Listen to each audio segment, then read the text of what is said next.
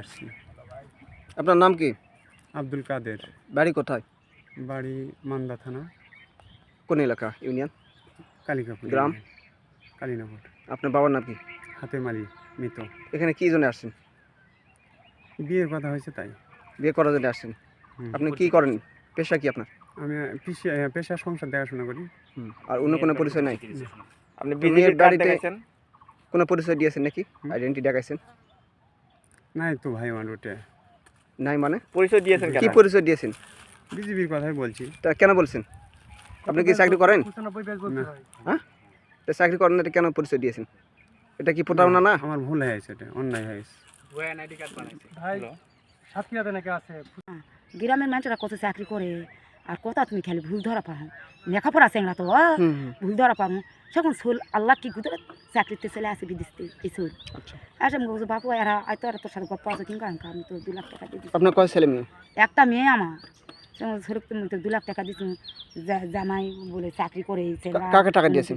এই চেংরা কি নিজে হাতে দিয়েছেন হ্যাঁ টাকা? নিজে হাত দিয়ে আমি টাকা দিচ্ছি 2 লাখ। কি পরিচয় নিল টাকাটা? টাকাটা আমি নিলাম মানে যে খরচ বরচ করবো এটা করবো সেটা করবো কয়ে নিছি। মানে বিয়ে করবে এই জন্য? বিয়ে করবে মানে চাকরি করে আমরা যা শুনে আসি সত্যি চাকরি করে।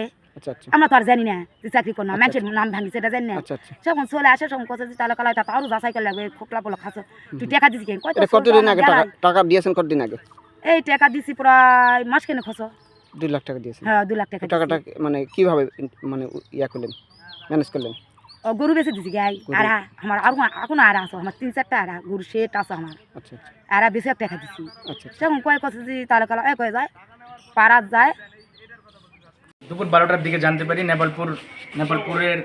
নেপালপুর গ্রামের একটা মেয়ে 18 বছর বয়সী একটা মেয়ে একটা তরুণীকে বিয়ের প্রলোভন দিকে বিভিন্ন সময় সামাজিক যোগাযোগ মাধ্যমে তাকে বিরক্ত করে এবং প্রায় 1 বছর ধরে তার সাথে যোগাযোগ রাখার চেষ্টা করে এবং পরিচয় দেয় যে সে বিজিবির অফিসার। তারপর ওই পরিবারটা বাস স্ট্যান্ডে আমাদের কাছে আসার পর আমাদেরকে বিষয়টা জানায় যে এরকম ব্যাপার, যে তার আগে মেয়ের পরিবার থেকে ওই ছেলের বিষয়ে বিভিন্ন জায়গায় খোঁজখবর নিয়েছে, দেখেছে যে ওই ছেলে এর আগেও প্রায় 10-12টি এরকম ঘটনা ঘটিয়েছে, তাৎক্ষণিক প্রতারণার ঘটনা ঘটিয়েছে। তাৎক্ষণিক আমরা জানতে পেরে ওই ছেলেকে আমরা প্রাথমিকভাবে জিজ্ঞাসাবাদ করি, কিন্তু ওই ছেলে বিভিন্ন রকম উল্টাপাল্টা কথা বলে আমাদেরকেই বিভিন্ন রকম কথাবার্তা বলে, হ্যারাসমেন্ট করে। তো তারপরে আমরা প্রতিমতলা থানায় আমরা যোগাযোগ করি। থানার ওসি স্যার আমাদেরকে থানায় তাকে নিয়ে আসতে বলে আমরা এই মুহূর্তে থানায় আসি।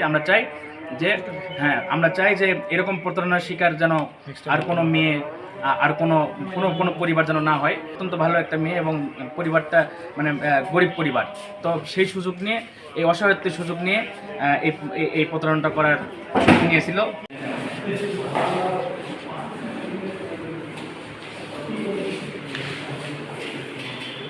নাম্বারটা 017